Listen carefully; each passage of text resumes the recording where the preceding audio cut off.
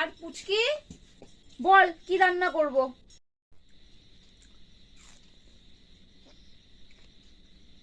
যেটাও রান্না করবে খেয়ে নেব।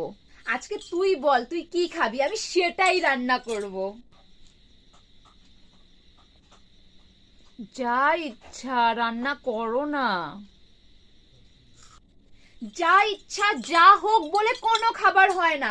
ঠিক ঠিক করে যদি বলতে পারিস তাহলেই আজকে রান্না হবে, নালে হবে না। পোলাও নালে ফ্রাইড রাইস রান্না করো।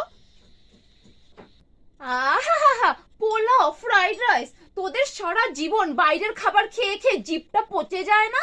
আমি রাঁধুনি, এখানে পিকনিক চলছে, শুধু রানবো আর রানবো। তাহলে তোমার যেটা ভালো লাগে তুমি সেটা করো না। তো গরু ছাগল, আমাকে যা দিবি আমি তাই খেয়ে নেব।